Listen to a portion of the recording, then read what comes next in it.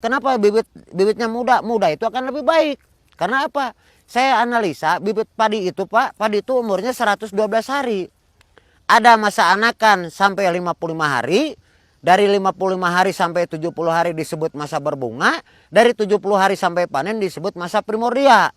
Nah sedangkan masa anakan itu 50 hari. Saya pikir kalau petani konvensional di persemaian kan 1 bulan.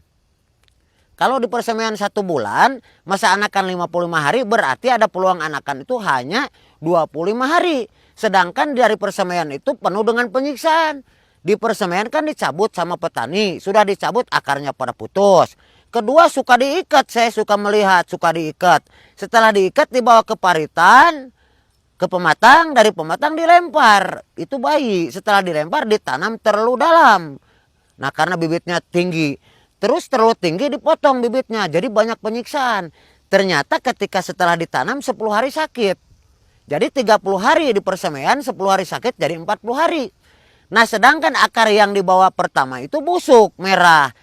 Baru tumbuh lagi akar primer setelah ada pembuatan salah satu ruas. Ruas itu satu ruas prosesnya 5 hari. Jadi untuk peluang anakan diambil 30 di persemaian, 10 hari sakit, mungkin ke dokter dulu, ke tukang ngurut dulu karena dipotong akarnya putus ketika dicabut sama petani di persemaian, terus diikat, pinggangnya sakit, mungkin ke tukang ngurut dulu, terus dipotong cari betadin dulu, itu 10 hari. Jadi 40 hari, 5 hari proses pembuatan satu ruas, 45 hari. Jadi ada peluang untuk anakan itu hanya 10 hari. Ketika sudah umur 50 hari, kalau saya tengok ke sawah ditanya, hei padi kenapa kamu sudah 55 hari tapi belum anakan, ditanam 20 malah tinggal 12, hilang 8. Kenapa nggak beranak? Padi itu menjawab, Pak, boro-boro mikirin anak, badan saya juga masih sakit karena penuh dengan penyiksaan sama kamu. Nah itu artiannya Pak yang logikanya. Kalau tanam bibit muda umur 7 hari sampai 10 hari, satu mereka itu masih muda, peluang anakan sampai 55 hari itu panjang. Maka saya percaya tanam satu bisa sampai jadi 61 rumpon. Dari tanam satu bahkan bisa jadi 100. Kalau sudah 55 hari sudah dianggap ada 41 rumpon, itu udah dianggap cukup. Di KB aja pemberhentian air itu sudah di atas angin 7,5 ton, 7,5 ton itu. Kalau di bilangan satu rumpon sudah ada 61 rumpon. Sudah aja di KB itu dijamin 7,5 ton. Tapi kalau pertanian konvensional selama ini tidak beranak, cuma yang ditanam aja menjadi tinggi, berbuah. Terus berbuahnya juga tidak akan panjang malainya. Karena apa? Karena ya tadi dalam kehidupan itu penuh dengan penyiksaan, banyak yang disakiti gitu.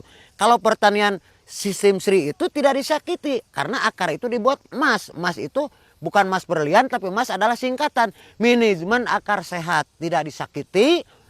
Persemaiannya juga medianya diayak, terus dilapisi plastik bawahnya supaya akar tidak tembus ke bumi atau ke tanah. Kalau petani konvensional akarnya di kebun tidak dilapisi plastik, ketika dicabut itu akarnya pasti putus. Jadi penuh dengan penyiksaan. Itulah bukti di lapangan, padahal mereka juga banyak yang paham tetapi mungkin belum mampu merubah, belum mampu semuanya. Tapi mudah-mudahan nanti semuanya akan paham, maka harus diberi dulu pengertian secara ilmiah. Kalau sudah paham mereka insya Allah akan melakukan. Itulah kuncinya Pak.